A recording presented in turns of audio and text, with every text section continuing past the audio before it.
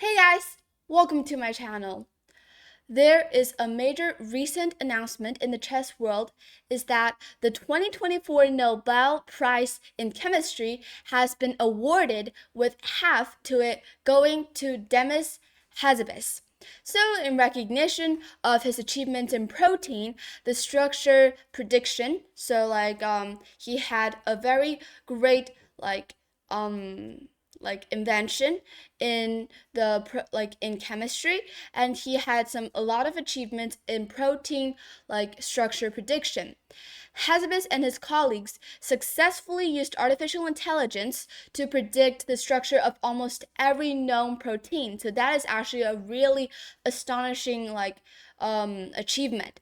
So, and actually, speaking of Demis Hassabis, he is not only just a person who is always studying chemistry, he is also a chess player. And speaking of him and his chess career, he started to play chess when he was 4 years old and was already known as a chess prodigy during that time. So he taught himself programming at the age of 8, and he had the master standard at 13 years old, I believe. So Hezibus could have become a grandmaster if he had just focused on chess and keep studying chess, but instead he chose to pivot toward the scientific field. So instead of going towards the chess way, like becoming a grandmaster, instead he wanted to study chemistry. But still, he is playing in some of the smaller chess tournaments. And he even said this here I will quote some of the words that he said. So playing chess is what got me thinking about thinking, earned me the money to buy my first computer, and inspired me to code my first AI program. So it's actually really amazing, it's actually really amazing to reflect on how much chess shaped my life and career. So this is what he said. And after graduating, he became the co-founder of DeepMind. And speaking about this, I think you guys are all pretty familiar with AlphaZero, right? So this is actually the AI in chess. So AlphaZero is one of the first few engines, and it's actually unbeatable.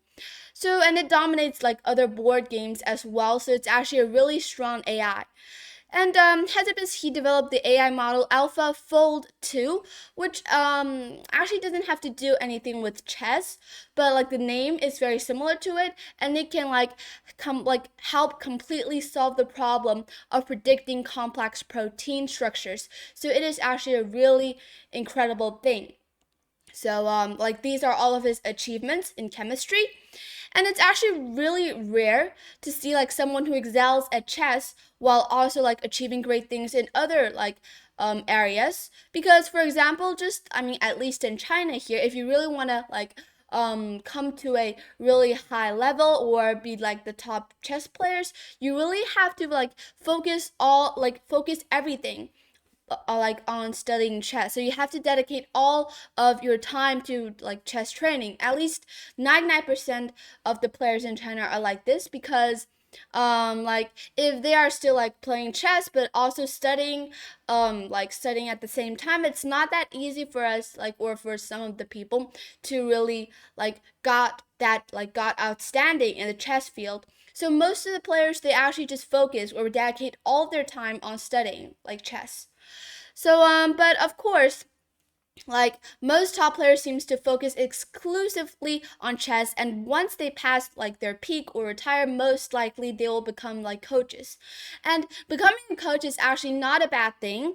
Even if you are a coach that doesn't really I mean, especially when you're a great coach or top tier coaches, you can have really good incomes, and you get paid really well. You can also still get involved with the chess world. And in China, I think the only player, the only top player I can think of who excels both at chess as well as the studies or in other fields is Hou Yifan.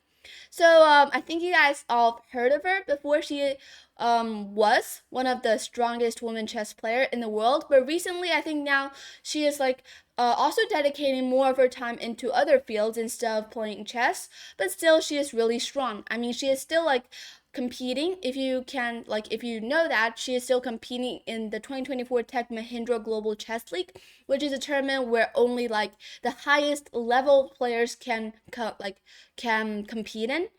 So like, not only that she is a great chess player, but she has also achieved a lot like academically, and her English is also really good. So that's why she is one of my favorite players, because she is good at chess, like great at chess, as well as in other fields.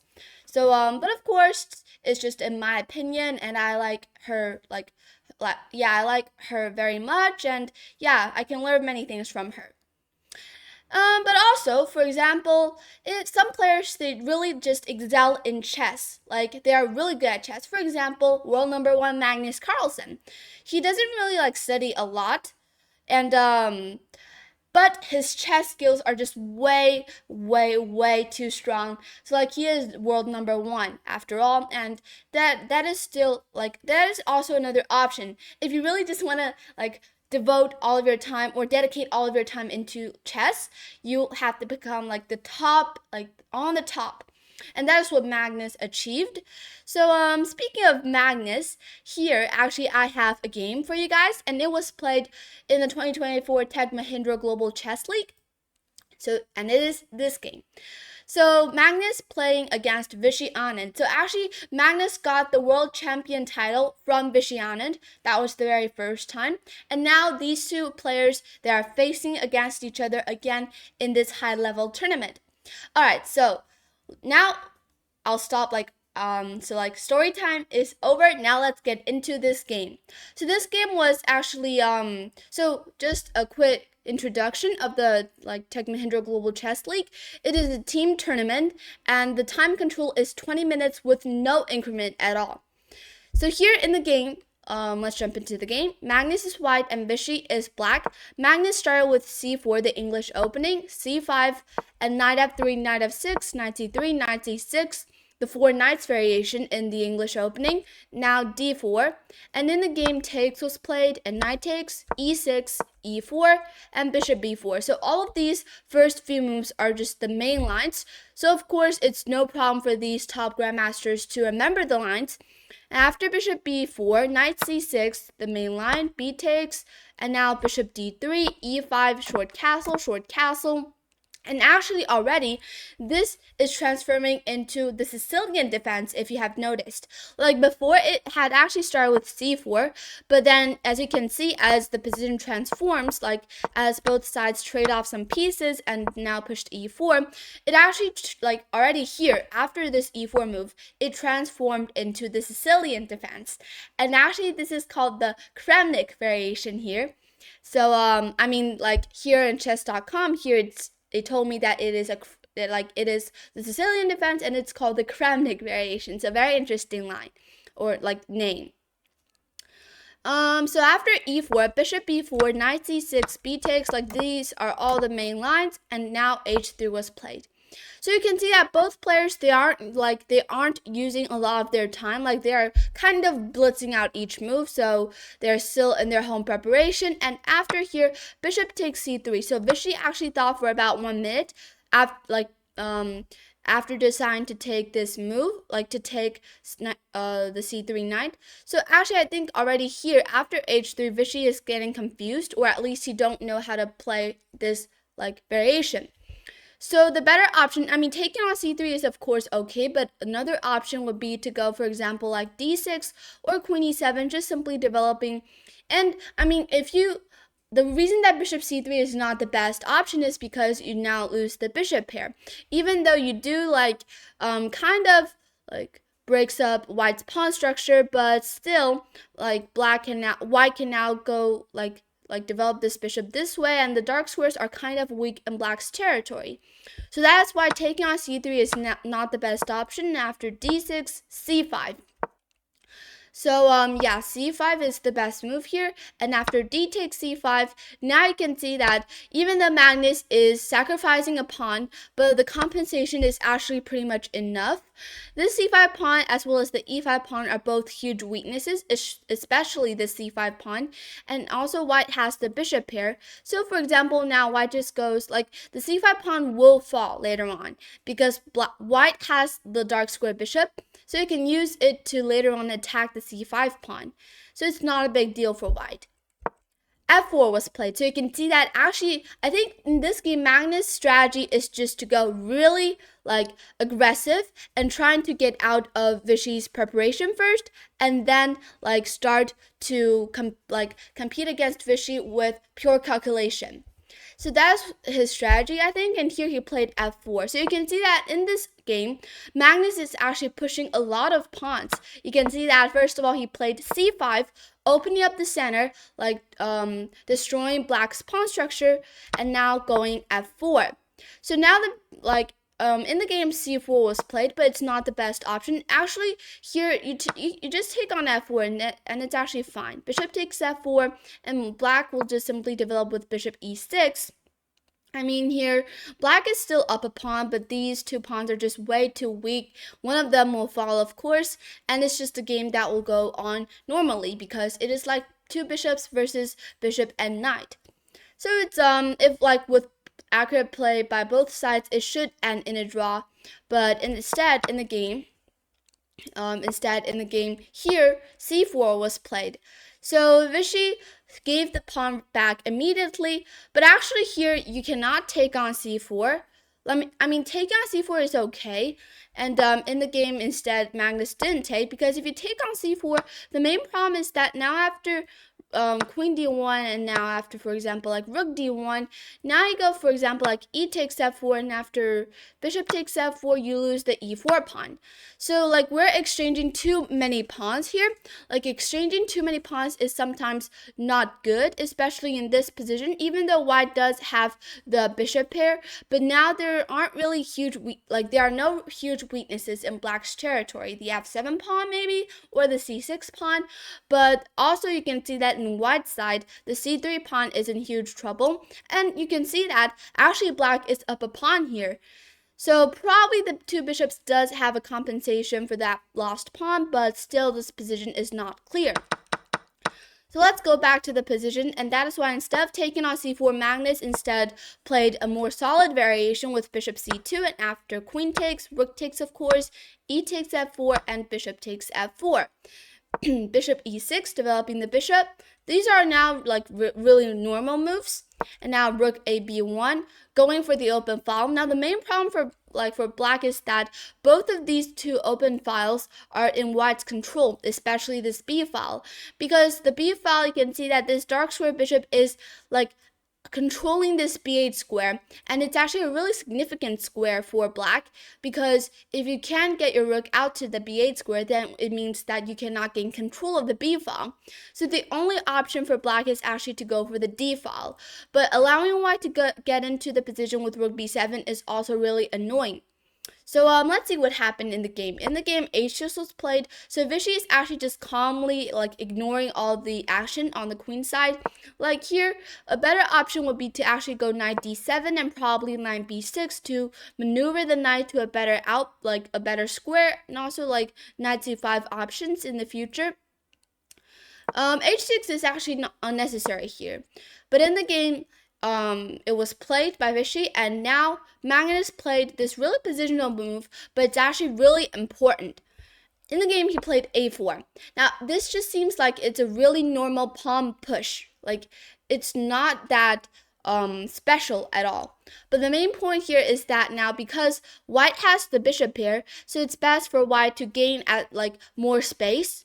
And now, especially on the queen side, so also white wants to fix black's pawns, so then later on they will become weaknesses.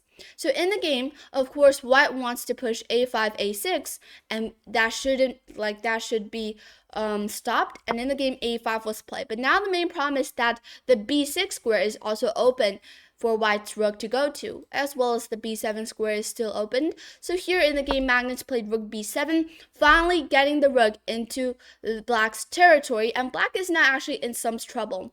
Even though the eval bar still says it is just like a very much equalized position, white is slightly better, but I think in a real actual game, white will be much easier, like white will be the side who will be much easier to play with.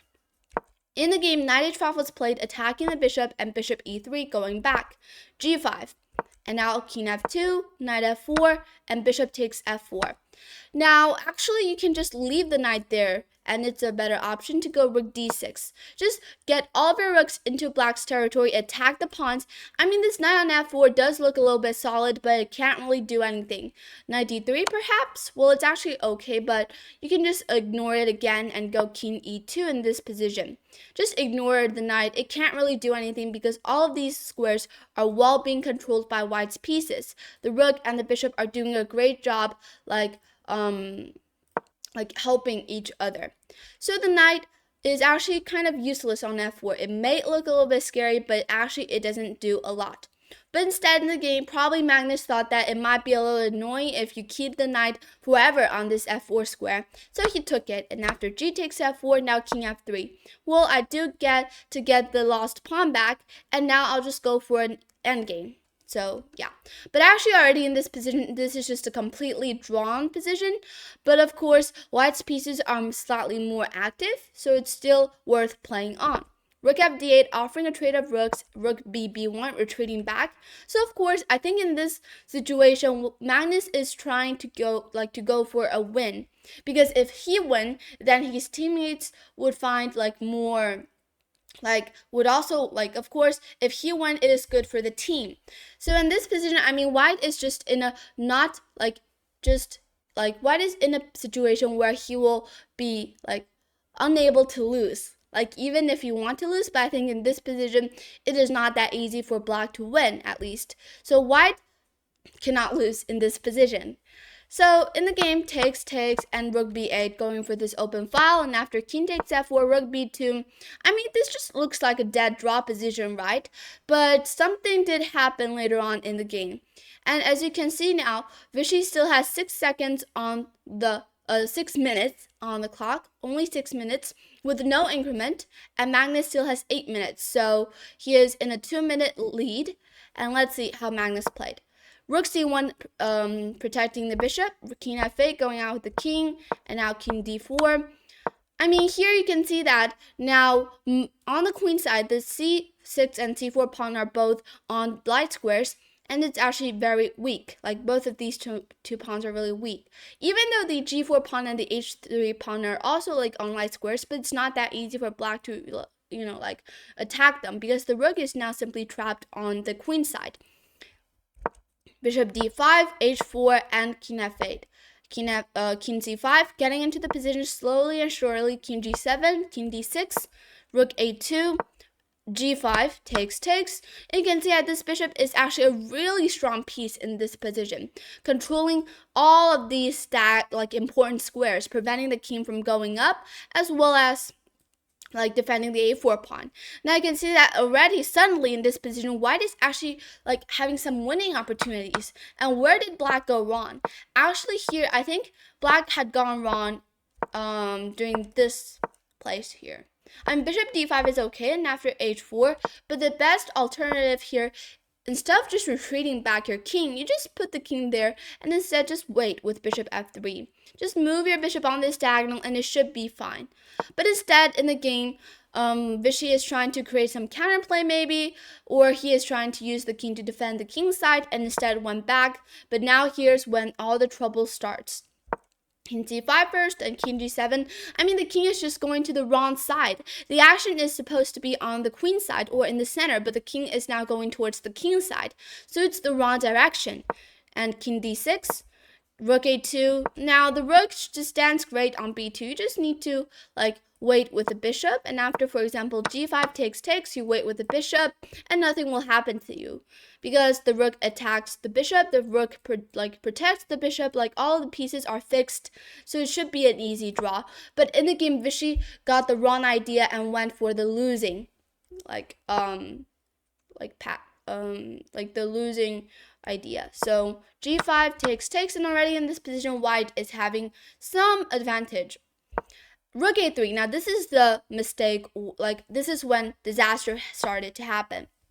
I mean, just if you want to, I mean, you just need to go back to b2 and it should be fine. But I'm even actually a little bit curious of whether like Vishy actually wants to win in this position. Like maybe he thought that the c3 pawn is a big weakness, and also the c2 bishop as well as the c1 like rook are all really passive, and his bishop is doing a great job. But unfortunately, if he was thinking about winning in this position, then his evaluation of the position is going wrong. So, but in the game, rook a3 was played anyways, and after bishop f5, missing the opportunity, what here white can do is actually to go bishop b1. Also, like using the rook to defend the c3 pawn, but now the point is, if you go rook b3, now there's just g6. And now the bishop is actually doing a great job on the b1 square. And if you also, like here, if you take the a4 pawn, which is a poisonous pawn, I mean, the rook is now simply trapped on the a file, and it will take a few moves for it to get out. But before black will achieve this, white now goes g6, and if you take, there's now e6, and white will start pushing the pawn and immediately win the game. But instead, the game bishop f5 was played, still maintaining the advantage, but not the best or the quickest winning way. Now, rook takes a4. Now, this is another mistake. 2 mistakes in a row, and it should be enough for black to win. For white to win, because like the rook, now the main problem for the rook is that it needs to get out to the b file, but it will take 2 moves, and 2 moves is a lot of time. Like the c pawn controls the b4 square, so the rook is just simply trapped on a4. So sometimes you cannot get distracted or attracted by a pawn to give up your own piece activity. So that is not allowed.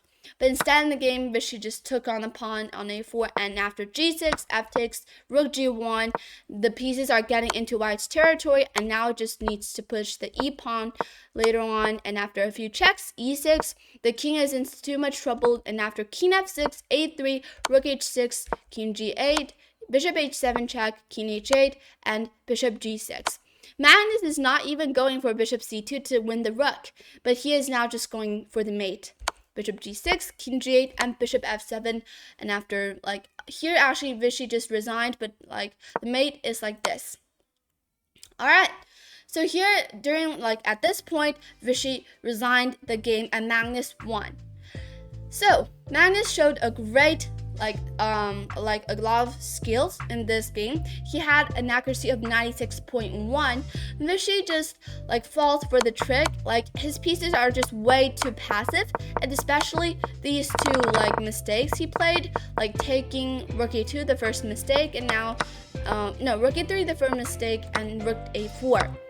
So these two mistakes cost the whole game, and sometimes it is not that some pawns are poisonous and you cannot take them to give up your own piece's activity or activeness. Alright, so I hope you guys learned something from this game, and you have seen how strong Magnus is, and see you in the next video. Please subscribe. Bye!